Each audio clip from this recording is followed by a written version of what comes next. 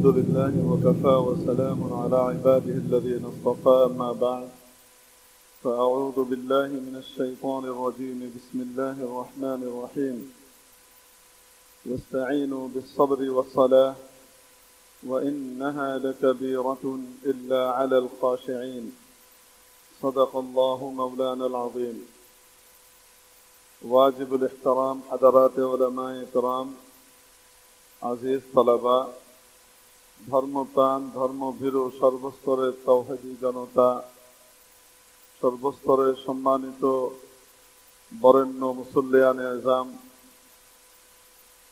আল্লাহ তাবারাকা ওয়া তাআলা আমাদেরকে তার মহান ঘরে হাজিরি দিবার তৌফিক দান করেছেন শুকর আদায় করি আলহামদুলিল্লাহ।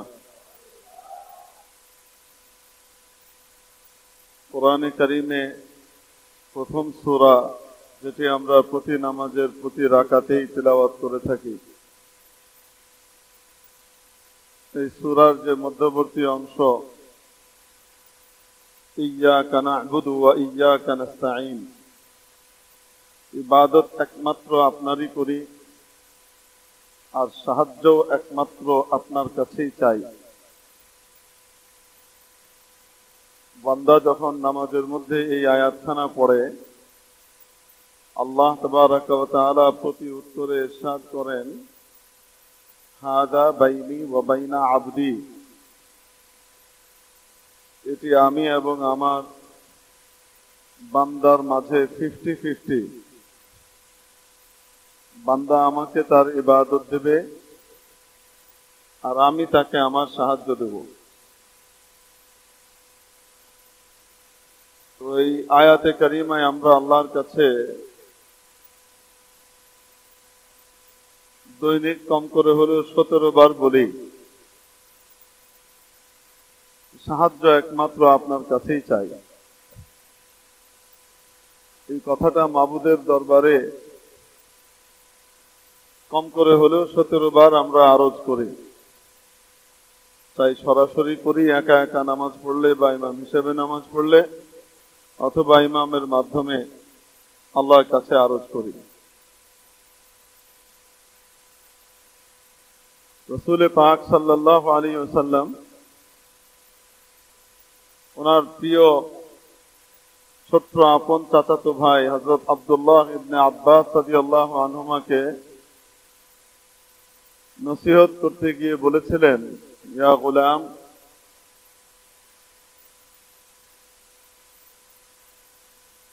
বৎস ইত্তাকিল্লাহ, আল্লাহকে ভয় করো, তাজিদহু তুজাহাক, আল্লাহকে একদম নিজের মুখের সামনে পাবা, চোখের সামনে পাবা।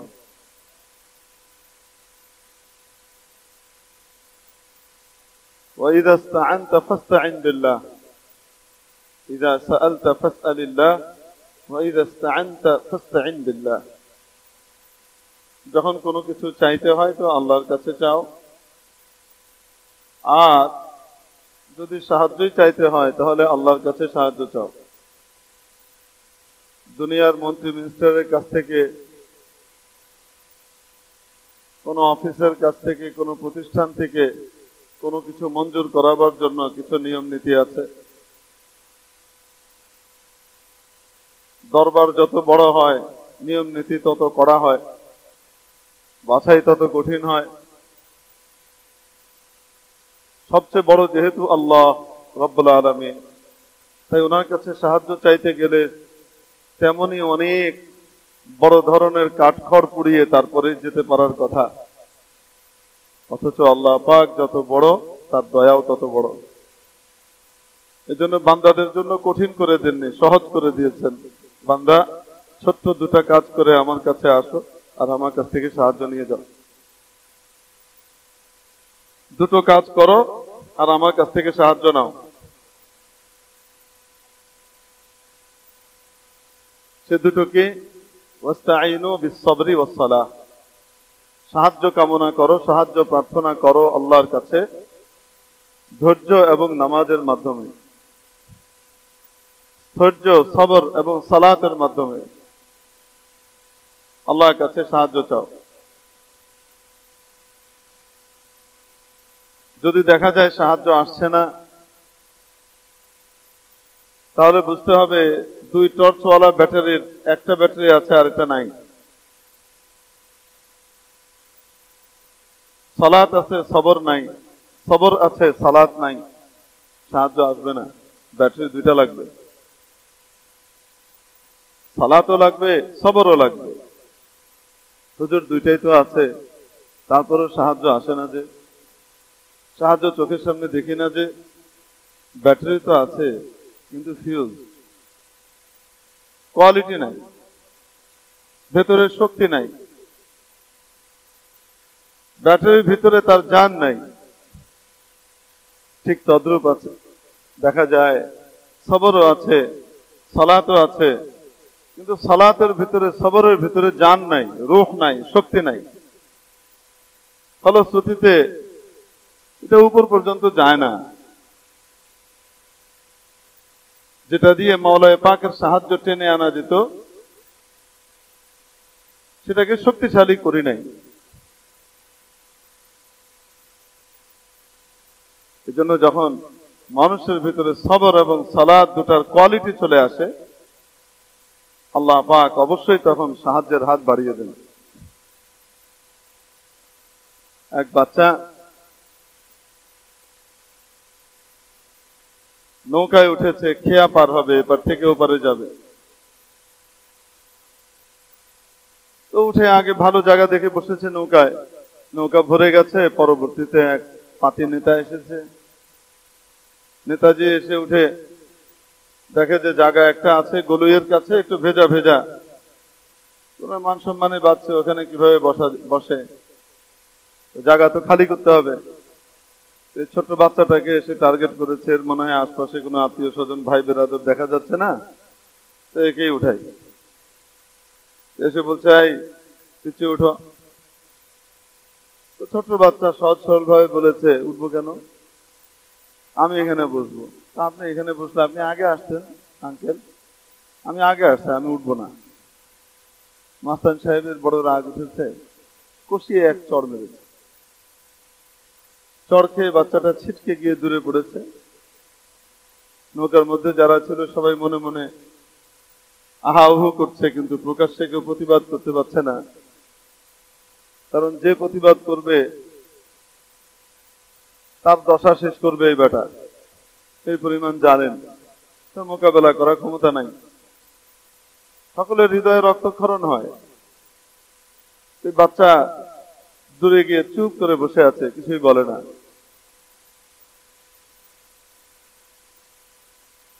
এদিকে বাচ্চার সবর যখন 100-তে 100 হয়ে গেছে, আল্লাহ পাকের পক্ষ থেকে ফয়সালা হয়ে গেছে, আল এদাম, এই জালিমকার বাঁচিয়ে রাখা হবে না, ধ্বংস করে দেওয়া হবে। উপর থেকে আযাব আসবে, সে শেষ হয়ে যাবে। বেতার সাজ আখি মজলুমা কে হঙ্গামে দুআ করদান, ইজাবত আসদারে হক বাহরে ইস্তিকবালে মি আয়ান। নবীজি সাল্লাল্লাহু আলাইহি সাল্লাম বলেন, ইত্তাকি দাওয়াতাল মাজলুম, মজলুমের বদদোয়া থেকে সাবধান। কারণ মজলুম এর বদদোয়া এবং আল্লাহ পাকের আরশের মাঝখানে কোনো বাধা, কোনো আড়াল, কোনো ব্যবধান থাকে না, সোজা উপরে সেটা উঠে যায় এবং উপর থেকে সাহায্যের ফয়সালা হয়ে যায়। বাচ্চা তো ছোট, তার তো আর নামাজ নাই, কিন্তু সবর সেটা সে 100-তে 100 করে দেখিয়েছে। আল্লাহ রাব্বুল আলামিন উপর থেকে আযাব পাঠিয়ে দিলেন। আযাব উপর থেকে নামছে, নৌকায় বসা একজন অন্তর্দৃষ্টি সম্পন্ন ব্যক্তি, আল্লাহওয়ালা মানুষ, আল্লাহ পাক খুলে দিয়েছেন, তো দেখতে পাচ্ছেন যে আযাব উপর থেকে নামছে এবং উনি দেখছেন যে কিছুক্ষণের মধ্যে এই লোকটা মারা যাবে। আল্লাহ পাক যাদের দৃষ্টি এরকম খুলে দেন, সেগুলোকে আবার প্রকাশ করার অনুমতি দেন না। যতক্ষণ অনুমতি না দেন প্রকাশ করতে পারেন না। ইউসুফ আলাইহিস সালামের ভাইরা এসেছেন, ওনার কাছ থেকে সাহায্য নিয়ে গেছেন, দ্বিতীয়বার আবার এসেছেন, আবার এখান থেকে রিলিফ নিয়ে যাচ্ছেন, মন চাচ্ছে একটু বলে দিই, যাই করেছো আমার আব্বা কেমন আছে, বলতে খুব মন চাচ্ছে, কিন্তু উপরওয়ালার পক্ষ থেকে, আল্লাহর পক্ষ থেকে অনুমতি হচ্ছে না, তাই বলতে পারছেন না। তো বলছেন,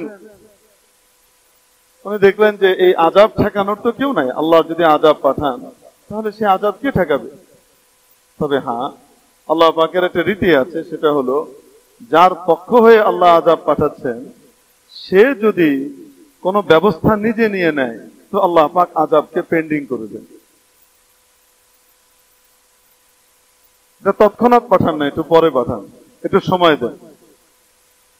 যেহেতু বান্দা নিজেই পদক্ষেপ নিয়েছে, সবর তো 100-তে 100 হয় নাই, অতএব ঠিক আছে, তো আমার অ্যাকশন পরে হবে।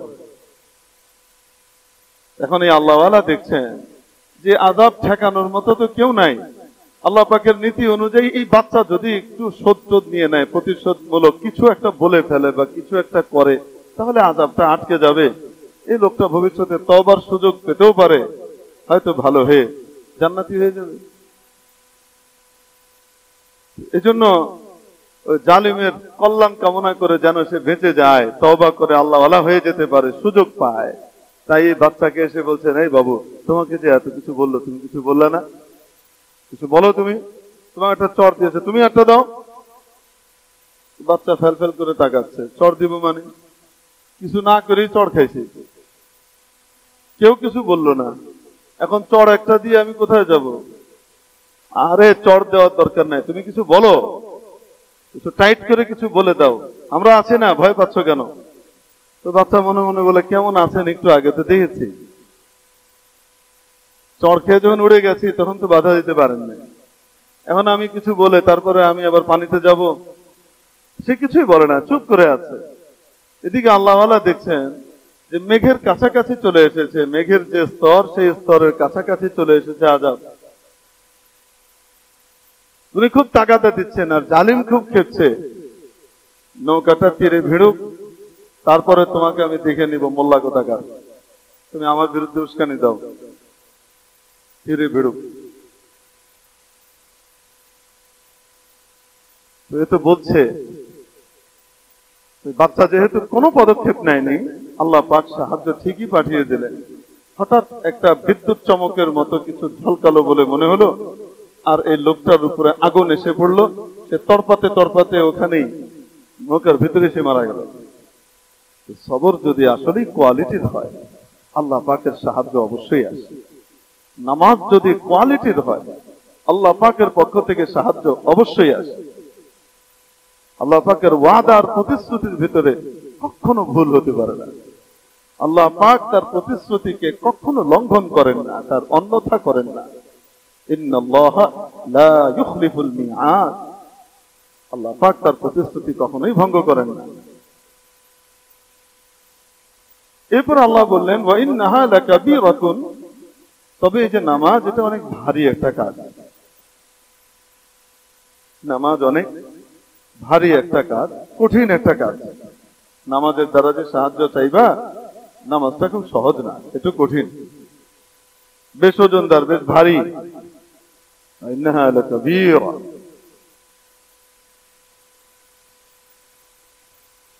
এখন আল্লাহ পাক বললেন নামাজ অনেক ভারী, দায়িত্ব দিলেন মানুষকে। বলেন তো দেখি, দুর্বলের উপরে কি বড় বোঝা দেয় না হালকা বোঝা দেওয়া হয়? ভারী বোঝা কার উপর দেওয়া হয়, দুর্বল না সবল? তো আল্লাহ পাক নামাজের দায়িত্ব আমাদেরকে দিলেন, আবার বললেন এটা অনেক ভারী। তাহলে বোঝা গেল আমরা কি দুর্বল না সবল? আচ্ছা, আসলে আমরা একটু বিচার করি যে আমরা সবল না দুর্বল। আমাদের দেশে যে এখন শীতকাল, শীতের প্রকোপ থেকে বাঁচতে আমাদেরকে লেপ, কম্বল, শাল, সোয়েটার, মাফলার ইত্যাদি ব্যবহার করা লাগে। এগুলো ছাড়া আমরা শীত থেকে বাঁচতে পারি না। অথচ আমার আপনার বাইরে এই যে রাস্তাঘাটে ইকবাল রোডে কুকুর, বিড়াল ঘুরে বেড়াচ্ছে, তাদেরকে কখনো দেখেছেন লেপ কম্বল পরে তারা একদম জ্যাকেট ট্যাকেট পরে ঘুরে বেড়াচ্ছে? তো কুকুর আর বিড়াল লেপ কম্বল জ্যাকেট ইত্যাদির মহতাজ আর মুখাপেক্ষী নয়, মানুষ মুখাপেক্ষী। তাহলে কে দুর্বল হলো, কুকুর বিড়াল না মানুষ? মানুষ। কিন্তু সবল ছিলাম আমরা যে হাঁটা চলা করি, রাস্তাঘাটে বের হতে হলে পায়ে জুতো অথবা স্যান্ডেল কিছু না কিছু পরে বের হতে হয়, কারণ তা না হলে আমাদের পা কেটে যায়, খোঁচা লেগে, কাঁকড় লেগে, কাঁটা লেগে পা কেটে যাবে, ময়লা হয়ে যায়।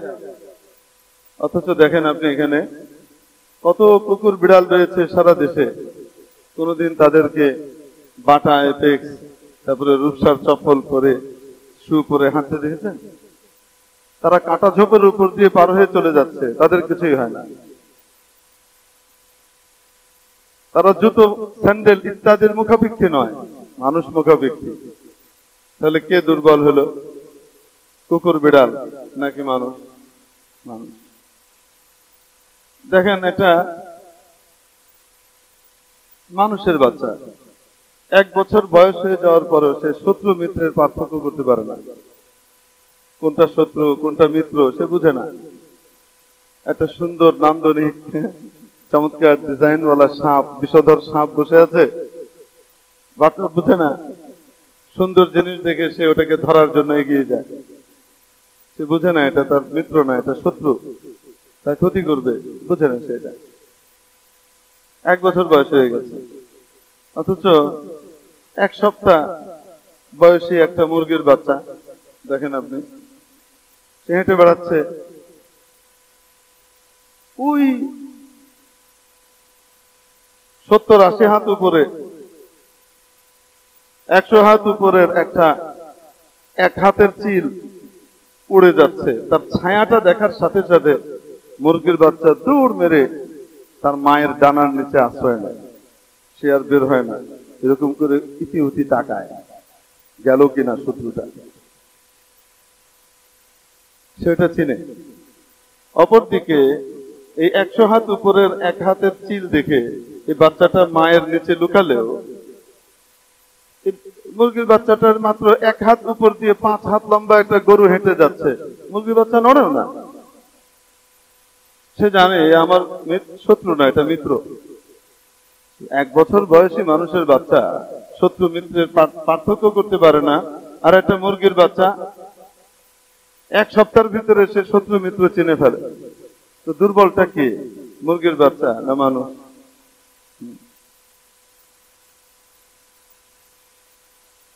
এমনি ভাবে দেখবেন আপনি, মানুষের বাচ্চা 1 বছর বয়স হয়ে গেছে, কোনটা খাদ্য কোনটা অখাদ্য পার্থক্য করতে পারে না, যা পায় মুখে দেয়,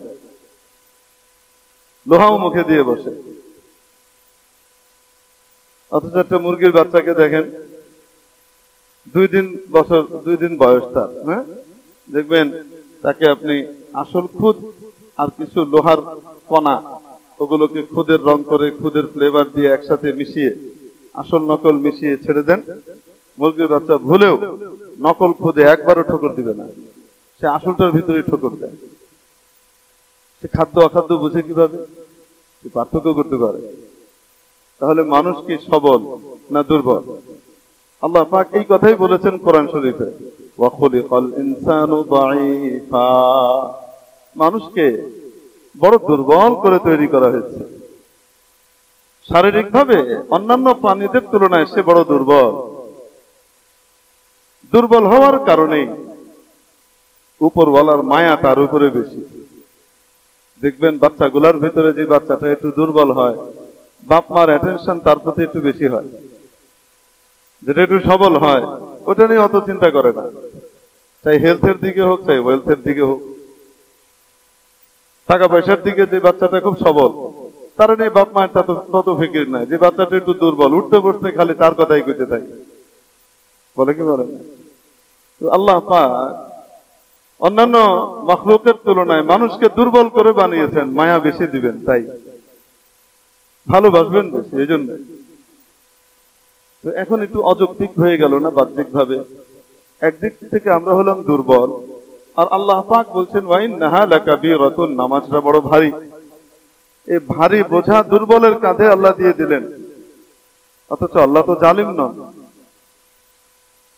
এটা কেমন অযৌক্তিক মনে হচ্ছে না? অথচ আল্লাহ পাকের কোনো কিছুই অযৌক্তিক নয়, আল্লাহ যেটা বলেন সেটাই ঠিক। এটার উত্তর মাওলায়ে পাক সামনের অংশে দিয়ে দিয়েছেন, ইল্লা আলাল খাশিঈন। নামাজ বড় ভারী, তবে যাদের কাছে খুশু আছে তাদের কাছে নামাজ ভারী না, তাদের কাছে নামাজ বড় স্বাদের, বড় মজার, বড় আনন্দের, বড় সহজ। তাহলে কোন ব্যক্তির কাছে যখন খুশু চলে আসে, এই খুশু আসলে তার জন্য নামাজ বড় সহজ হয়ে যায়, মজাদার হয়ে যায়, স্বাদের হয়ে যায়। প্রশ্ন হলো খুশু কি জিনিস? খুশু বলতে আমরা যেটা বুঝি, আমরা মনে করি সাধারণত আমরা একটা ভুল অর্থ বুঝি। সেটা হলো কোন ব্যক্তি নামাজে দাঁড়ানোর পরে ডান বাম উপর নিচ আনন্দ বেদনা সবকিছুর ঊর্ধ্বে উঠে যাওয়া, তার মনেই নাই, কোনো কিছুর খবরই তার নাই, এটাকে আমরা খুশু মনে করি। যার কারণে এটা অর্জন যেহেতু এক ধরনের অসম্ভবের মতোই, তাই এটার জন্য আমরা খাটাখাটনিও করি না, অত খেটে লাভ কিন্তু পাবো না। সবকিছুর ঊর্ধ্বে উঠে যাওয়ার যে অবস্থাটা নামাজের মধ্যে, এটা কোনো বান্দার হতে পারে, আল্লাহ পাক দিতে পারেন, তার কোনো বিশেষ বান্দাকে দিতে পারেন এই অবস্থা, কিন্তু এটাকে খুশু বলে না, এটাকে ইস্তিগরাক বলে। এই অবস্থাটাকে ইস্তিগরাক বলে। শাইখুল আরব ওয়াল আজম শাইখুল ইসলাম সৈয়দ হোসেন আহমদ মাদানী রহমতুল্লাহ আলাইহি দেওবন্দ মাদ্রাসার শাইখুল হাদিস এবং সবচেয়ে বড় হুজুর ছিলেন। মদিনা শরীফে নবীজি সাল্লাল্লাহু আলাইহি সাল্লামের রওজা ধারের পাশে 18 বছর হাদিস পড়িয়েছেন বিভিন্ন দেশের ছাত্রদেরকে। অনেক বড় আলেম ছিলেন, নবীজির বংশধর ছিলেন। একবার সফরে যাচ্ছেন, সম্ভবত এলাহাবাদ স্টেশনের ঘটনা, সাথে লোকজন আছে, জিজ্ঞেস করলেন ভাই ট্রেন আসতে কতক্ষণ আছে? বললেন হযরত এখনো 20-25 মিনিট আছে। তো উনি করলেন কি, জায়নামাজটাকে কিবলামুখী করে বিছিয়ে একটা খুঁটিকে সামনে রেখে, যেন মানুষ সামনে দিয়ে আসা যাওয়া করতে পারে, কারো কষ্ট না হয়, 2 রাকাত নামাজ পড়ার জন্য দাঁড়িয়ে গেলেন। ঠিক আছে, আমি 2 রাকাত নামাজ পড়ে নিই, ট্রেন আসতে তো দেরি আছে। এদিকে 20-25 মিনিট পার হয়ে গেছে, হযরতের এখনো 1 রাকাত নামাজও শেষ হয়নি। ট্রেনও চলে এসেছে, শত শত যাত্রী উঠেছে নেমেছে, কত কোলাহল, কত চিৎকার চেঁচামেচি, কত কিছু হচ্ছে। তো ট্রেন আসবার পরে ঘর ঘর যে আওয়াজ হয়েছে, ডাক চিৎকার হয়েছে, এতে ওনার পেছনে যারা অন্যান্যরা হুজুরকে দেখা দেখি নামাজে দাঁড়িয়েছিলেন, তারা ঝটপট নামাজ শেষ করে ফেলেছেন। ট্রেন তো দাঁড়িয়ে থাকবে না, চলে যাবে, নামাজ শেষ করে ফেলেছেন। এদিকে হযরতের এখনো 1 রাকাতই শেষ হয়নি। ট্রেন ছাড়ার সময় হয়ে গেল, গার্ড পিছন থেকে বাঁশি বাজালেন, ওদিকে সতর্কতামূলক সাইরেন এবং হর্ন বাজিয়ে দিলেন ইঞ্জিনিয়ার সাহেব। ট্রেন চলাও শুরু হলো। হযরতের নামাজ শেষ হয়নি, এখন ওনার সাথে যারা আছে তারা কিভাবে যাবে? তারাও দাঁড়িয়ে আছে। আল্লাহর কি কুদরত, চাকাটা 2-4 গড়ান দিয়ে আবার কেন যেন থেমে গেল, ট্রেন থেমে গেল। দীর্ঘ সময় পরে হযরতের নামাজ শেষ হলো। নামাজ শেষ হওয়ার পরে জিজ্ঞেস করছেন ভাই গাড়ি আই? ট্রেন এসেছে। हजरत गाड़ी तो बहुत पहले आई और चल भी पड़ी थी, गाड़ी तो अनेक आगे এসেছে, ছাড়ার সময় হয়ে গেছে, চলেছিল, खुदा जाने क्या माजरा है, 2-4 कदम चल के रुक गई, 2-4টি গড়ান দিয়ে থেমে গেছে। চলো তাড়াতাড়ি উঠো, সবাই মিলে ট্রেনে উঠলেন। যার যার সিটে ওনারা যখন বসলেন, আল্লাহর রহমত, ট্রেন আবার চলা শুরু করলো। তো লোকজন জিজ্ঞেস করলো, পরবর্তী স্টেশনে থামার পরে ইঞ্জিনিয়ার সাহেবকে জিজ্ঞেস করলেন গিয়ে কেউ কেউ, ভাই ট্রেন থামলো কেন এত দীর্ঘ সময়? ইঞ্জিনিয়ার সাহেব বলছেন ইঞ্জিন পাওয়ার পাচ্ছিল না। তারপর এটা তো বড় স্টেশন, তো এখানে আমাদের বড় বড় ইঞ্জিনিয়ার সাহেবরা আছেন, এনারা এসেছিলেন, দেখেছেন। তারপরে ওনারা দেখে কোনো কুল কিনারা করতে পারছিলেন না, সবকিছুই ঠিক আছে, পাওয়ার কেন পাচ্ছে না ওনারা বুঝতে পারছিলেন না। তারপর তারপর যেভাবে থেমেছিল হঠাৎ আবার ইঞ্জিন পাওয়ার পেয়ে গেল, ট্রেন চলা শুরু হয়ে গেল। তো নামাজের মধ্যে এই ধরনের অবস্থাও মানুষের হতে পারে। উপস্থিত যারা ছিলেন তারা জিজ্ঞেস করলেন, হযরত ট্রেন আসলো, অস্থিরতা হলো, আমরা ঝটপট নামাজ শেষ করে ফেললাম, আপনার নামাজের মধ্যে কোন রকমের অস্থিরতাই দেখলাম না, আপনি ধীরে সুস্থে ইতমিনানের সাথে নামাজ শেষ করলেন, আমরা তো তাড়াতাড়ি নামাজ শেষ করে ফেললাম, তো এরকম ধীরে সুস্থে নামাজ আপনি কিভাবে পড়লেন? তিনি কিছুক্ষণ চুপ করে থেকে পরে বললেন যে, ভাই, ট্রেনের এই ঘড় ঘড় আওয়াজ আসার এবং ছাড়ার এই আওয়াজগুলো যদি হোসেন আহমদের কানের মাধ্যমে দিল পর্যন্ত যেত, তাহলে অবশ্যই আমার মধ্যে অস্থিরতা তৈরি হতো, হোসেন আহমদ মাদানির ভিতরেও অস্থিরতা তৈরি হতো, তাড়াতাড়ি শেষ করে ফেলতাম। কিন্তু আমার আল্লাহর অপরিসীম দয়ার করুণা যে উনি নামাজের মধ্যে আমার কানকে মনে হয় বধির বানিয়ে দিয়েছিলেন, আমি শুনিই নাই। যদি শুনতে পেতাম তো আমারও সে অস্থিরতা আসতো। তো নামাজের মধ্যে এমন ভাবে আল্লাহ পাকের ইশক মহব্বতে ডুবে যাওয়া যে কোনো কিছুর খবর নাই, এটা অসম্ভব না, এটা হতে পারে, কিন্তু এটাকে খুশু বলে না, এটাকে ইস্তেগরাক বলে। এই ঘটনাগুলো যাচ্ছে তাই ঘটনা এরকম না, হাদিসের ভিতরে এরকম ঘটনা আছে। এক যুদ্ধের মধ্যে হযরত আলী রাদিয়াল্লাহু তাআলা আনহুর পায়ের গোছার ভিতরে তীর ঢুকে গেল। এই যে পায়ের গোছা, এই গোছার ভিতরে তীর ঢুকে হাড়, এই যে হাতের হাড় দেখতে তো মনে হয় একটা, আসলে এখানে দুটো হাড় আছে, মাঝখানে হালকা ফাঁক আছে, সেটার ভিতরে বিভিন্ন জিনিস দিয়ে আল্লাহ পুরা করে দিয়েছেন। ভিতরে ঢুকে হাড়ের এক অংশ ভেদ করে ওপাশে গিয়ে আটকে গেছে তীর। তো তীর তো এরকম হয় না, উল্টো দিকে চোখা থাকে, ঢুকে তো খুব সহজে, টেনে বের করতে চাইলে এক দলা গোস্ত টোস্ত সব ছিঁড়ে তারপরে বেরিয়ে আসে, আর আটকেছে হাড়ে, এত ব্যথা, উনি কাউকে হাতই দিতে দিচ্ছেন না, এদিকে ব্লিডিং হচ্ছে। তো কিছু সাহাবীকে রাসূল সাল্লাল্লাহু আলাইহি ওয়াসাল্লাম ডাকলেন, ডেকে কানে কানে কিছু বলে দিলেন। কিছুক্ষণ পরে নামাজের সময় হলো, যুদ্ধের ময়দানে আযান হলো। আযান শোনার সাথে সাথে হযরত আলী রাদিয়াল্লাহু তাআলা আনহুর চেহারা বিবর্ণ হয়ে গেল, লাল হয়ে গেল, কাঁপতে লাগলেন, ওযু করে নামাজে দাঁড়ালেন। নামাজ শেষ করার পরে দেখেন পিছনে কিছু মানুষ দাঁড়িয়ে আছে। তিনি বলছেন যে, খবরদার ভাই, পায়ে হাত দেওয়া যাবে না, বড় ব্যথা, তীরে হাত দেওয়া যাবে না। ওনারা হাসছেন, বলছেন, ভাই হাসছেন কেন? তো তারা বললেন যে, রাসূল পাক সাল্লাল্লাহু আলাইহি সাল্লাম আমাদেরকে কানে কানে ডেকে বলেছিলেন যে তীর বের করতে পারছো না, কোনো অসুবিধা নাই, আলী হাত দিতে দিচ্ছে না, যখন সে নামাজে দাঁড়াবে তখন তোমরা তীরটা টেনে বের করে ফেলো, ও টের পাবে না। আমরা তো আপনার নামাজের ভিতরে তীর টেনে বের করে ফেলেছি, আপনার তো সামান্য নড়াচড়াও হয়নি, মনে হলো যেন টেরই পান না। এরকম অবস্থা মানুষের নামাজের মধ্যে হতে পারে কি পারে না? মাওলা পাকের কাছে দোয়া করি এই নিয়ামত আল্লাহ আমাকে আপনাকে সবাইকে নসিব করে দেন। তবে এমনি তো হবে না, মেহনত করতে হবে, চেষ্টা করতে হবে, যে চেষ্টা করবে আল্লাহ পাক তাকে দান করবে। তো যাই হোক, এটাকে খুশবু বলে না, এটাকে ইস্তেগরাক বলে। তাহলে খুশবু কাকে বলে? খুশুর অনেক অর্থ আছে। হাকিম উম্মত মুজাদ্দিদুল মিল্লাহ হযরত শাহ আশরাফ আলী থানভী রাহমাতুল্লাহ আলাইহি বলেন যে খুশুর এক অর্থ হলো মুহাব্বত, আল হুব্বু ওয়াল মাহাব্বাত। এই অর্থের দিক থেকে কোরআনের মর্ম দাঁড়াবে আয়াতের ওয়া ইন্নাহা লাকাবীরাতুন ইল্লা আলাল খাশিঈন, আই ইল্লা আলাল মুহিব্বিন। নামাজ বড় ভারী এবং কঠিন, তবে তাদের জন্য নয় যাদের মনের মধ্যে আল্লাহর মহব্বত আর ভালোবাসা জায়গা করে ফেলেছে। যাদের দিলে আল্লাহর মহব্বত আর ভালোবাসা ঢুকে গেছে, তাদের জন্য নামাজ বড় সহজ, বড় আনন্দের, বড় মজা।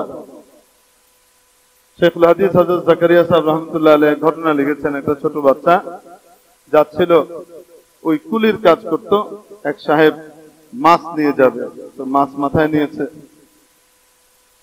বাড়ি পর্যন্ত পৌঁছে দেবে। যাওয়ার পথে আজান হয়েছে।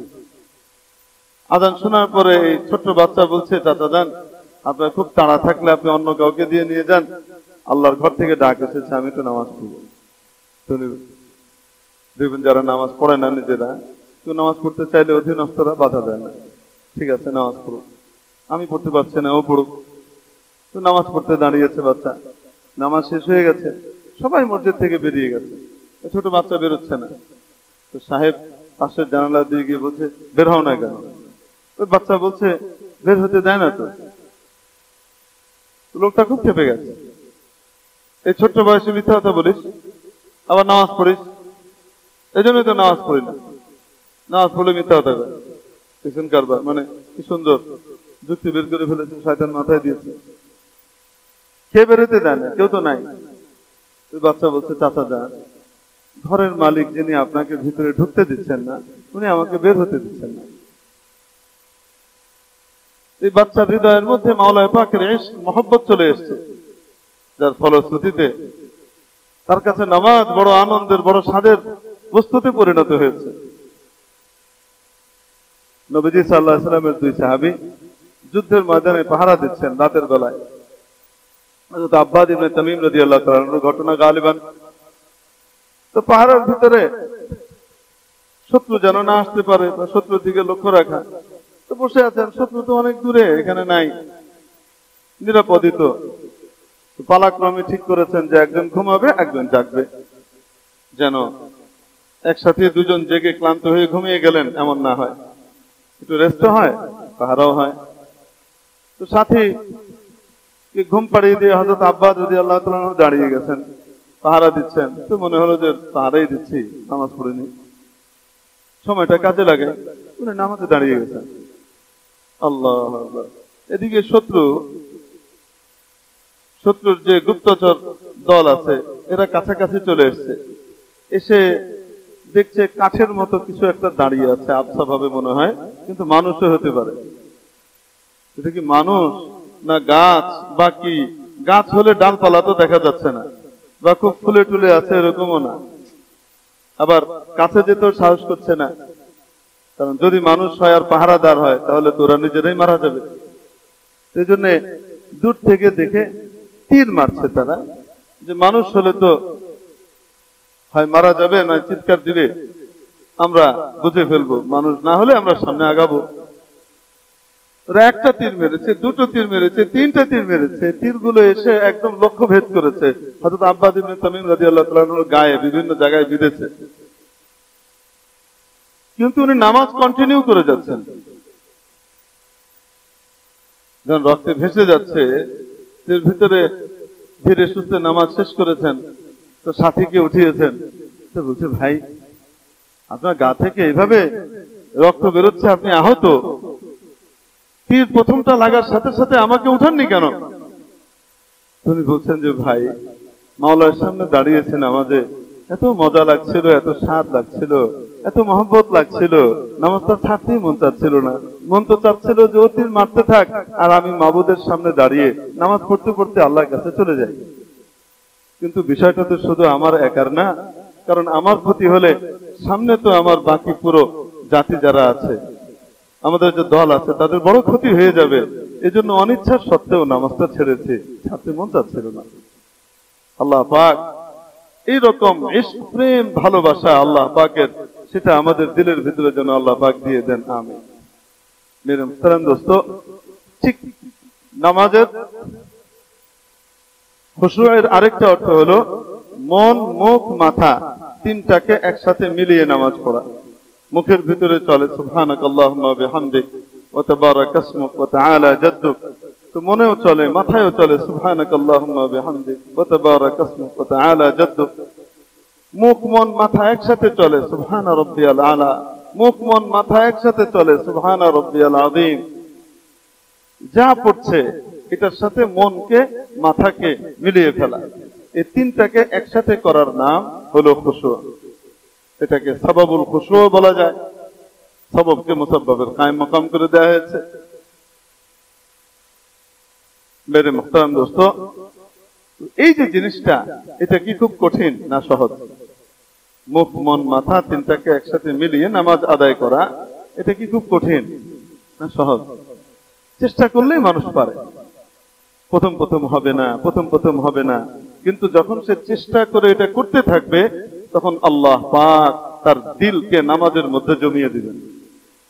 এবং যখন সুন্নত তরিকায় রাসূল সাল্লাল্লাহু আলাইহি ওয়াসাল্লামের তরিকা অনুযায়ী সাহাবীদেরকে যেভাবে শিখিয়েছেন সেভাবে যখন একজন মানুষ সুন্দরভাবে নামাজ আদায় করতে থাকবে, আল্লাহ পাক তার দিলের ভিতরে মহব্বত ঢেলে দিবেন, নামাজের প্রীতি ঢেলে দিবেন। নামাজ তার কাছে বড় স্বাদের, বড় মজার বস্তুতে পরিণত হবে। দেখবেন আপনি আমাদের সমাজে অনেকে আছেন, আজান হলে তারা মসজিদে বসে, মানে বাড়িতে বসে থাকতে পারেন না। আজানের আগ থেকে ছটফট করতে থাকে কখন মসজিদে আসবে। এরকম কিছু মানুষ আছে না? অনেক ব্যস্ত, বিভিন্ন ব্যস্ততার ভিতরে আছেন, অনেক কাজের মধ্যে আছেন, হ্যাঁ, বাসাতে কত কাজ, অফিসে কত কাজ, কিন্তু তারপরে সারাক্ষণ মসজিদে গিয়ে মনটা পড়ে আছে। মাওলা পাকের মহব্বত দিলের ভিতরে ঢুকেছে, নামাজ তার কাছে মজা লাগে, নামাজ তার কাছে কঠিন না, এটা সহজ। কোন ব্যক্তি যখন এইভাবে নামাজ আদায় করে খুশুর সাথে, বেশি দিন লাগে না, 40 দিন যদি কেউ ঠিক মতো খুশুর সাথে নামাজ আদায় করে, আল্লাহ পাক তার নামাজের ভিতরে কোয়ালিটি দিয়ে দেন, অসাধারণ স্বাদ দিয়ে দেন। এক চোর ছিল, জুতো চুরি করত বিভিন্ন জায়গায়। একবার সিদ্ধান্ত নিল যে আমি বড় কোনো জায়গায় চুরি করি, মন্ত্রী টন্ত্রী যেখানে নামাজ পড়ে ওখানে যদি চুরি করি, তাহলে এক জুতো দিয়ে তো অনেকদিন খেতে পারবো। দামি জুতা একটা বিক্রি করতে পারলেই হয়, হাঁস পাপিস একটা চুরি করতে পারলেই তো হয়।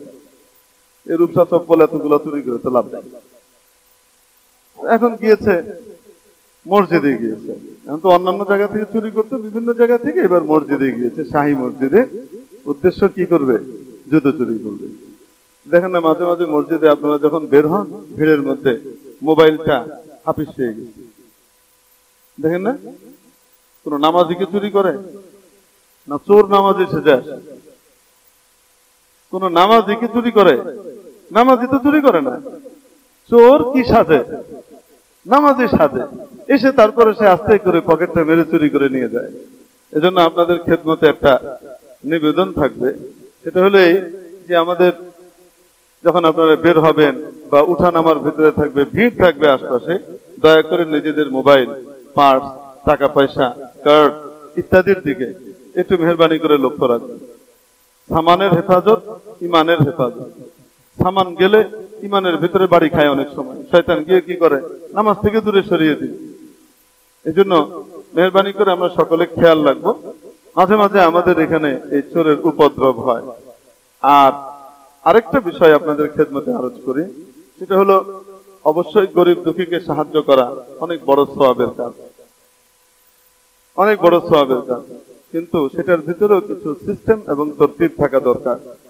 আপনাদের কাছে অনুরোধ থাকবে, বিনীত অনুরোধ, যে আপনারা যখন বের হয়ে যাবেন আর সাহায্য করবেন, কোন ব্যক্তি যদি ওই মসজিদ কম্পাউন্ডের ভিতরে থাকে, দেয়ালের ভিতরে আর গেটের ভিতরে থাকে, দয়া করে যতই চাক না কেন 1 টাকাও দিবেন না। বলে দেবেন বাইরে যাও বাবা, যারা বাইরে থাকবে তাদেরকে দেবেন, ভেতরে যারা থাকবে তাদেরকে দেবেন না। কেন?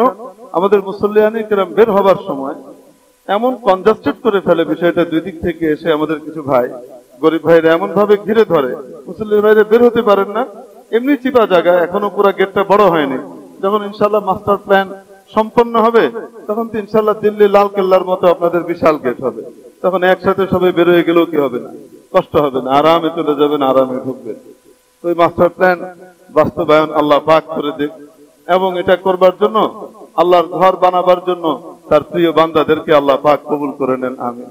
সামনের এই জায়গাটা কিন্তু আমাদের মসজিদের, ওই জায়গাটা মসজিদের প্ল্যানের ভিতরে আপনাদের ইউটিলিটি ব্লক, অজুখানা, স্টেঞ্জাখানা, স্টোর রুম এবং সিঁড়ি, লিফট, এই সবগুলো ওই পোর্শনে, ওই অংশটাতে নামাজের জায়গা সহ। তো ওই অংশটা যখন পুরো হয়ে যাবে, তখন এই যে বাহির থেকে ঢুকতে আপনারা সামনের যে অংশটা দেখেন, একেবারে কেমন বিশ্রী দেখা যাচ্ছে। এটা খরচ করা হচ্ছে না শুধু এই কারণে যে এখন একটা ডেকোরেশন করা হলো, কদিন পরে আবার ভাঙতে হবে যখন ওটা হবে, এই জন্য একবারে যেন টাকাটা খরচ হয়, সেটার জন্য ওটা রেখে দেওয়া হয়েছে মাস্টার প্ল্যান অনুযায়ী। আল্লাহ পাক আমাদের এই মসজিদকে পরিপূর্ণ করে দেন, সম্পন্ন করে দেন, আর তার প্রিয় বান্দাদের অর্থকে, দিলকে, হালাল টাকাকে আল্লাহ কবুল করেন বলে আমি আমাদেরকেও সেই সৌভাগ্যবানদের কাতারে অংশগ্রহণ করবার তৌফিক দান করেন। সামনে রমজান মাস আসছে, রমজানে তো 1/70, 1 লাখ মানে 70 লাখ, 10 লাখ মানে মাশাআল্লাহ জি 7 কোটি, তাই না? আল্লাহ পাক যাকে যেমন তৌফিক দান করেছেন তিনি তেমন ইনশাআল্লাহ নিয়ত করবেন মাওলানা পাক আমাদের অর্থকে তার দ্বীনের জন্য কবুল করে নেন, আমিন। তো ওখানে বের হওয়ার সময় যদি আমাদের ওখানে খাদিম সাহেবরা চেষ্টা করেন, হিমশিম খেয়ে যান, আমাকে বলেছেন যে হুজুর চেষ্টা করি, পারি না, মারামারি করব, কিছু কিছু এমন আছে ধাক্কিয়ে ঢুকিয়ে পড়ে, মারামারির পর্যায়ে চলে যায়, তো কি করব? এই জন্য ওনারা তো চেষ্টা করবেনই বাইরে রাখবার জন্য, আমরাও একটু মেহরবানি করে আমাদের খাদিম সাহেবদেরকে মসজিদের পরিবেশটা সুন্দর রাখবার জন্য সকলে একটু সাহায্যের হাত বাড়িয়ে দেবো। ভেতরে কেউ দেবো না, কোথায়? বিশেষ করে জুমার দিন, অন্য দিনের কথা বলছি না, জুমার দিন ভেতরে না, কোথায় দেবো? বাহিরে। যারা বাইরে থাকবেন তাদেরকে দেওয়া হবে। যখন আপনি ভেতরে দেবেন না, তখন কিন্তু ঠিকই তারা কি করবে, প্রতিযোগিতা করবে কে কাটা আগে বাইরে যেতে পারে। তো মেয়ের মুহতারাম দোস্ত, এই জন্য বলছিলাম যে নামাজ, চোর আসে মাঝে মাঝে মুসল্লির বেশ ধরে। তো এখন ওই বেচারা যুবক চুরি করতে গিয়েছে, চুরি করতে গিয়ে তো মুসল্লির বেশ ধরেছে। তো নামাজে দাঁড়ানোর পরে নিয়ত হলো সবাই যখন সিজদায় যাবে তখন উঠে আস্তে করে কি করবে, জুতোটা নিয়ে পালিয়ে যাবে। ভালো একটা জুতো টার্গেট করেছে মোটামুটি, দিয়ে নামাজে দাঁড়িয়েছে। দাঁড়ানোর পরে হঠাৎ মনে হচ্ছে আচ্ছা নামাজে যেহেতু পড়ছি যেহেতু ভালো করেই পড়ি। তো কোনো সময় হয়তো কোনো হুজুরের কাছে শুনেছে, কোনো আল্লাহওয়ালার কাছে শুনেছে যে খুশুর সাথে নামাজ পড়লে নামাজটা ভালো হয়, মুখ মন মাথা মিলিয়ে পড়লে নামাজটা সুন্দর হয়। তো ওইভাবেই সে মনোযোগের সাথে নামাজটা পড়েছে। বলেছিলাম নামাজ যখন শানদার হয় আর কোয়ালিটি ফুল হয় তখন নামাজ তার অ্যাকশন দেখায়। সূরা আনকাবুতের 45 নম্বর আয়াত আল্লাহ পাক ইরশাদ করেন, ইন্নাস সালাতা তানহা আনিল ফাহশাই ওয়াল মুনকার, নিশ্চয় নামাজ সমস্ত অশ্লীল এবং বাজে কাজ থেকে নামাজীকে বাধা দেয়, আটকায়, বিরত রাখে। অথচ আমরা দেখি নামাজও পড়ে, আবার মাশাআল্লাহ গিয়ে সুন্দর করে ঘুষও খাচ্ছে, নামাজও করছে, সুদি কারবারও করছে, দুর্নীতিও করছে, অনেক অপকর্ম করছে। ব্যাপারটা কি? ব্যাপারটা হলো নামাজটা এখনো পরিপূর্ণ কোয়ালিটিফুল হয়নি। যদি কোয়ালিটিফুল হয়ে যায় তাহলে দেখা যাবে ইনশাআল্লাহ তাআলা নামাজ বাধা দিবে।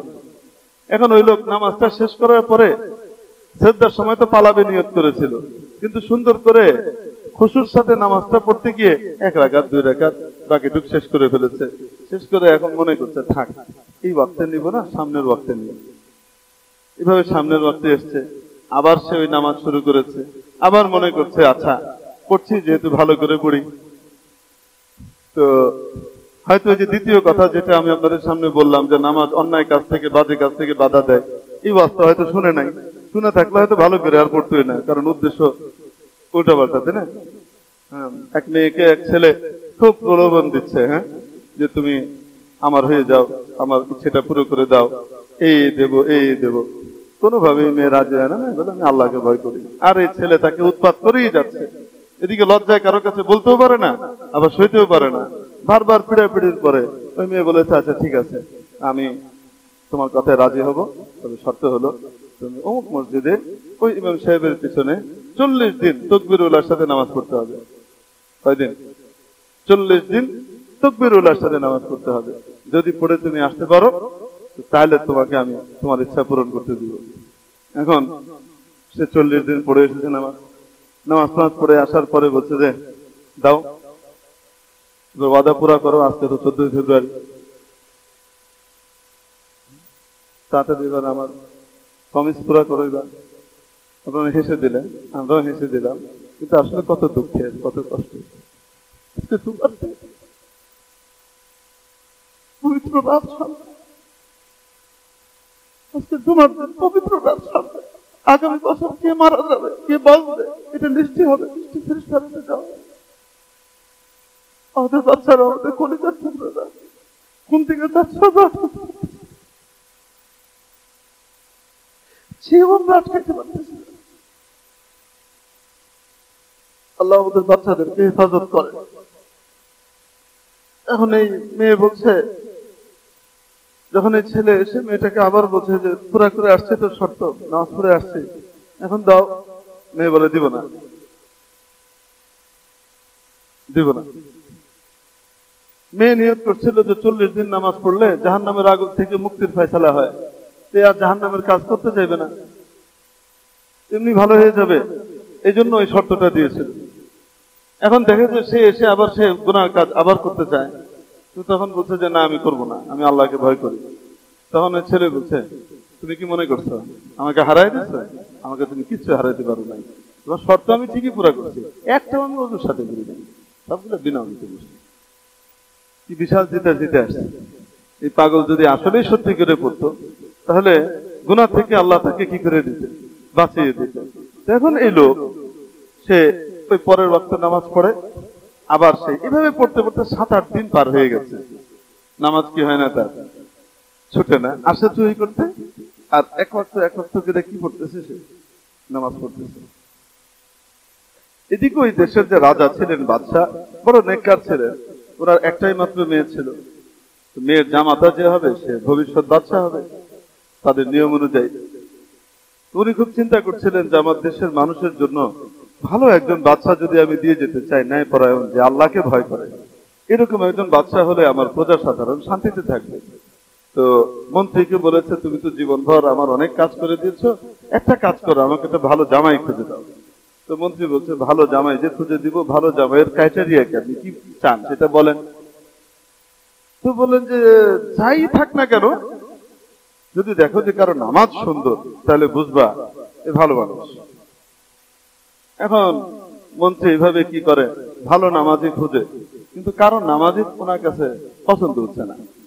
যারই নামাজ দেখেন দেখে তাড়াহুড়া করছে, অথবা রুকু ঠিক থাকলে সেজদা নাই, এটা থাকলে ওইটা নাই, এটা থাকলে ওইটা নাই।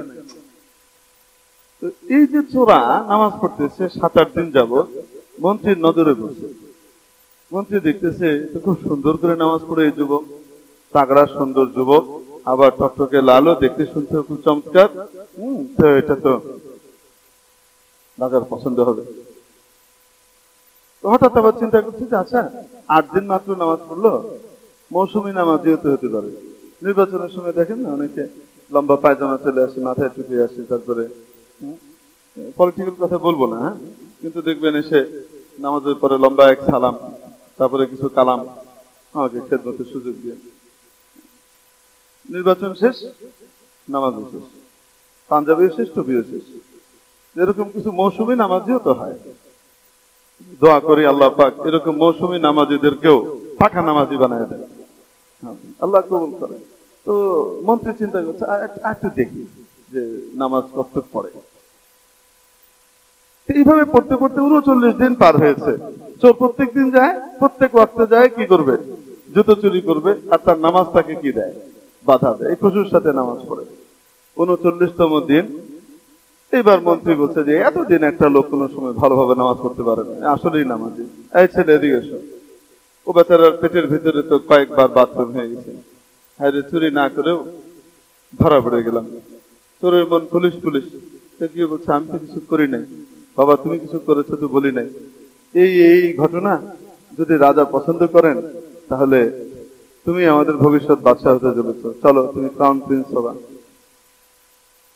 বেটার আনন্দের চোটে এত খুশি হয়েছে, ইস যদি জানতাম যে নামাজ পড়লে এই ক্ষমতা পাওয়া যায়, কত আগে নামাজ পড়তাম, জুতা নিতে ক্ষমতা পেয়ে গেলাম। এবার গিয়ে বাদশার দরবারে হাজির হয়েছে, বাদশাহ দেখে খুব পছন্দ করেছেন। তিনি জিজ্ঞেস করলেন, আচ্ছা তোমার মতামত কি বলো।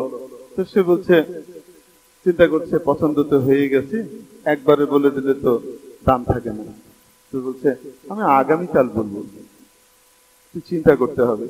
তো রাজা মনে মনে বলে, বাবা জাতের ছেলে, রাজকুমারীকে প্রত্যাখ্যান করে দিচ্ছে, চিন্তা ভাবনা করতে হবে, কিন্তু অত্যন্ত অসাধারণ ছেলে। এখন আপনারা বলেন অসাধারণ না অন্য কিছু, যাই হোক না কেন, কিন্তু অন্য কিছুকেও নামাজ বিশেষ কিছু বানিয়ে দেয়। আল্লাহু আকবার। তারপরে পরের দিন আর এই ছেলে আসে না, এর পরের দিনও আসে না, এর পরের দিনও আসে না।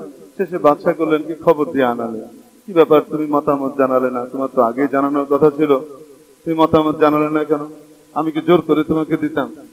তো ছেলেটা কেঁদে দিয়েছে, কেঁদে দিয়ে বলছে, মহারাজ আমি কোনো ভালো মানুষ না, আমি তো আসলে জুতা চোর।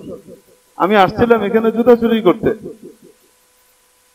নামাজের ভান ধরে পরে নামাজ পড়া শুরু করেছে। কিভাবে যেন আমার আর জুতাটা চুরি করা হয় নাই। যেদিন আপনি আমাকে প্রথম ডাকলেন সেদিন থেকে পরের দিন পর্যন্ত আমার মনের ভিতরে আপনার রাজত্ব আর আপনার মেয়ের ব্যাপারটাই মনের ভিতরে বসেছিল, সারাক্ষণ জল্পনা কল্পনাতে তাই ছিল। কিন্তু পরের দিনটা ছিল আমার নামাজ শুরু করার 40তম দিন। ওই দিনের 5ম ওয়াক্ত নামাজ যখন শুরু করি আর সিজদায় যখন যায়, যাওয়ার পরে এমন এক অদ্ভুত স্বাদ আর মজা আমার দিলকে, আমার হৃদয়কে গ্রাস করে ফেললো, যে এই স্বাদ আর মজা গোটা পৃথিবীর সবকিছুকে একত্রিত করলেও দেওয়া সম্ভব না। মহারাজ, নামাজের যে মজা আর স্বাদ আমি পেয়েছি, রাষ্ট্রীয় দায়িত্ব নিলে আমি মন মতো যখন ইচ্ছা তখনই নামাজ পড়তে পারবো না। অতএব আপনার মেয়ে অন্য কারো জন্য মোবারক হোক, আপনার রাজত্ব অন্য কারো জন্য মোবারক হোক, আমাকে নামাজ নিয়ে থাকতে দেন। আমি তো নামাজ ছাড়তে পারবো না, নামাজের বড় মজা আমার লেগে গেছে। খলিফা হারুনুর রশিদ সারা দেশের রাজত্ব পরিচালনা করার পরেও দৈনিক 100 রাকাত নফল নামাজ না পড়ে কোনোদিন শুতে যেতেন না। 100 রাকাত। আমরা কিয়ামতের দিন আল্লাহর কাছে কি চাইবে? সামান্য একটু ব্যস্ততা পেয়ে গেলে, কমিশনার হয়ে গেলে, চেয়ারম্যান হয়ে গেলে, মন্ত্রী এমপি হয়ে গেলে, এমডি হয়ে গেলে, হ্যাঁ, বড় কোনো দায়িত্ব পেয়ে গেলে, সচিব হয়ে গেলে, ওরে বাবা রে বাবা, কত ব্যস্ততা আমার, নামাজের সময় আছে নাকি? এক খলিফা হারুনুর রশিদকে আল্লাহ দাঁড় করিয়ে দিলে আমরা মুখটা দেখাবো কোথায়? 53 লক্ষ বর্গ মাইল তার রাজত্বের এরিয়া ছিল। সে রাজত্ব পরিচালনা করে, আবার প্রয়োজনে ফ্রন্ট লাইনে গিয়ে যুদ্ধ করে, প্রয়োজনে আবার বড় বড় বিচারগুলোও করেন। আবার দৈনিক 100 রাকাত নফল নামাজ না পড়ে কোনদিন যেতেন। এক বছর নিজে হজে যেতেন, আরেক বছর জিহাদে যেতেন। যেই বছর হজে যেতেন সেই বছর 200 জন আলিমকে, নেককার মানুষকে, তাদের সমস্ত খরচ টরচ দিয়ে একদম তাদেরকে নিয়ে হজ করিয়ে নিয়ে আসতেন। প্রতি বছর ওনার এই ইয়ে ছিল। আর যে বছর যেতে পারতেন না হজে, যুদ্ধে যেতেন, সেই বছর 500 জন মানুষকে পাঠাইতেন যে আমি যেতে পারি নাই, তারা যাক আল্লাহর রাস্তায় হজ করে আসো। এই যে এত নেকি করে তারা গিয়েছেন, রাজত্ব চালিয়েছেন আর নেকি করে গিয়েছেন, কল্পনা করা যায়? আল্লাহু আকবার। হযরত কুতবুদ্দিন বখতিয়ার কাকি রহমতুল্লাহ আলাইহির ইন্তেকাল হয়ে গেল। ইন্তেকাল হওয়ার পরে দিল্লির বড় বুজুর্গ ছিলেন, তো খাদেম সাহেব যিনি ছিলেন উনি ওসিয়তনামা পড়ে শোনাইলেন, জানাজার নামাজ রেডি। দাঁড়িয়ে বললেন যে ইনার জানাজা ওই ব্যক্তি পড়াতে পারবে যার মধ্যে 4টা বৈশিষ্ট্য আছে। 1, বালেগ হওয়ার পর থেকে কোনোদিন চোখের গুনাহ তার হয়নি। 2, জীবনে কোনোদিন তাকবীরে উলা ছুটে নাই, জীবনে কোনোদিন তাকবীরে উলা ছুটে নাই। 3, আসরের নামাজের আগের যে সুন্নতে জায়েদা নফল অতিরিক্ত পড়লে ভালো, না পড়লে অসুবিধা নাই, গুনাহ নাই, ওই সুন্নতটাও কোনোদিন ছুটে নাই। আচ্ছা বলেন তো দেখি, এই 3 নম্বর শর্তে তো বড় বড় ওলি আব্দুল্লাহও কাইতে এসেছে। হ্যাঁ, আল্লাহু আকবার। এখন এরকম লোক কে আছে? কেউ আসে না। অনেকক্ষণ অপেক্ষা চলছে, কেউ আসে না, কেউ আসে না, কেউ আসে না। আল্লাহু আকবার। এদিকে আরেক নামাজের ওয়াক্ত হয়ে যাচ্ছে। এক লোক আসলেন, মুখে কাপড় পেঁচিয়ে, এসে কুতবুদ্দিন বখতিয়ার কাকি রহমতুল্লাহ আলাইহির সামনে গিয়ে দাঁড়িয়ে বলছেন, আমি তো তোমার কোনো ক্ষতি করি নাই, তুমি আমার এত বড় ক্ষতিটা কেন করলা? যেটা আমার আর আমার আল্লাহর মাঝখানে ছিল, কেউ জানতো না, শুধু আমি আর আমার আল্লাহ জানতাম, তুমি সেটা সবার সামনে ফাঁস করে দিয়ে গেলা। কি দরকারটা ছিল? আমি তো তোমার কোনো ক্ষতি করি নাই। দিয়ে নামাজ পড়ালেন। নামাজ পড়িয়ে যখন ফিরে যাচ্ছেন তো মানুষজন পিছনে লেগেছে, কে এই লোক, কে এত বড় আল্লাহওয়ালা? তো খুলে দেখে, যখন সবাই ধরেছে তখন বাধ্য হয়ে মুখের কাপড় খুলতে হয়েছে।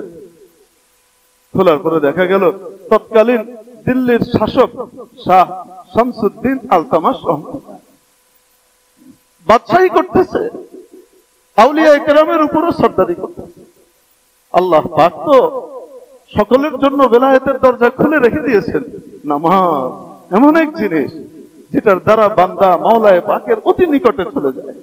এজন্য টার্গেট করে ফেলি। আজকে তো শবে বরাত আসছে, তাই না?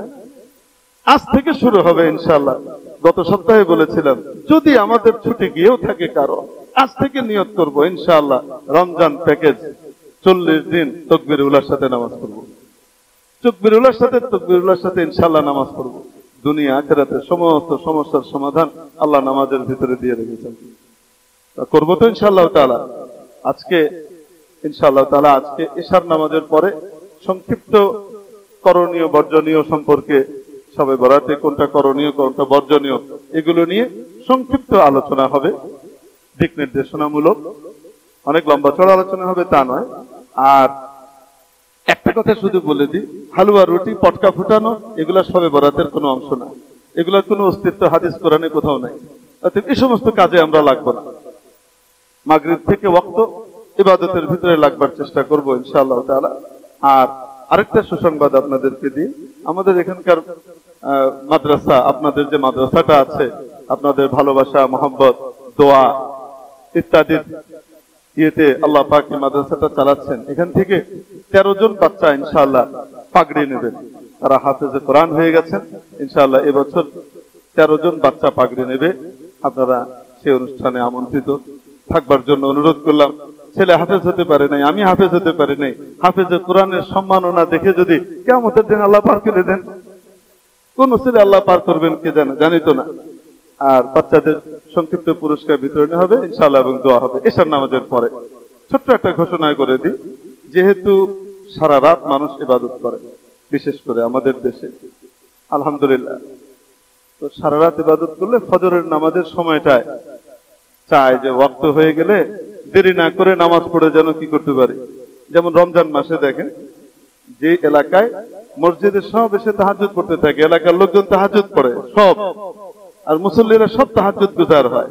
তো ওরকম এলাকায় ওরকম মসজিদে গালাসের ভিতরে অন্ধকারে নামাজ পড়ার সুন্নাত।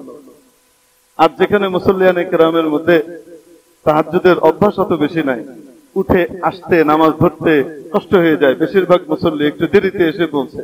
তো ওই রকম সময়ে হাদিস অনুযায়ী মুসল্লিদের সুবিধার্থে ফর্সা হয়ে গেলে, যে সময় আপনারা পড়েন আমরা পড়ি, ওই সময় নামাজ পড়লে বেশি সওয়াব। আসফিরু বিল ফজর ফাইন্নাহু আযমু লিল আজর। নবীজি বলেন ফজরকে একটু প্রকাশ করে একটু ফর্সা করে পড়ো, তাহলে সওয়াব বেশি পাবা। অথচ নবীজি সাধারণত মসজিদে নববীতে অন্ধকারেই পড়তেন, নিজেই আদেশ করছেন ফর্সা করে পড়ো, অথচ নিজের মসজিদে কি করতেন? অন্ধকারে পড়তেন। কি কারণে?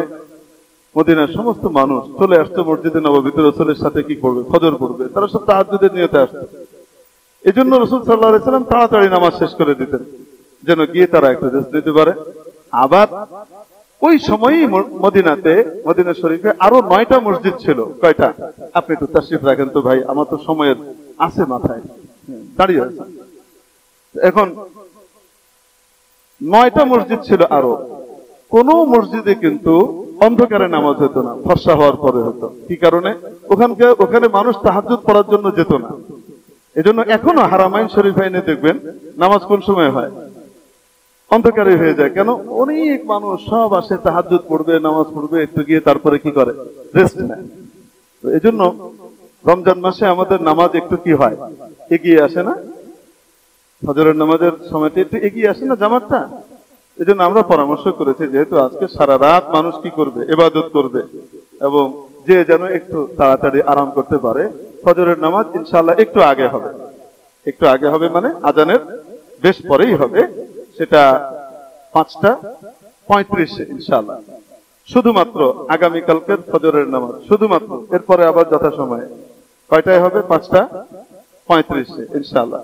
আর যেহেতু আগামীকাল অনেকে রোজাও রাখবেন, ব্যাপক হারে মানুষ রোজাও রাখেন, তো রোজাদারদের জন্য একটু সময় বাড়িয়ে দেওয়া হবে।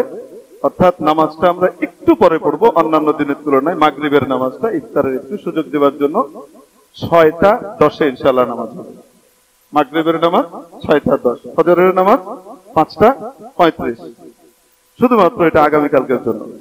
সামনেটা ইনশাআল্লাহ যেমন আছে তেমন থাকবে। আল্লাহ পাক আপনাদেরকে উত্তম বিনিময় দান করেন, আমাদেরকে আজকের রাত্রি কাজে লাগাবার তৌফিক দান করেন।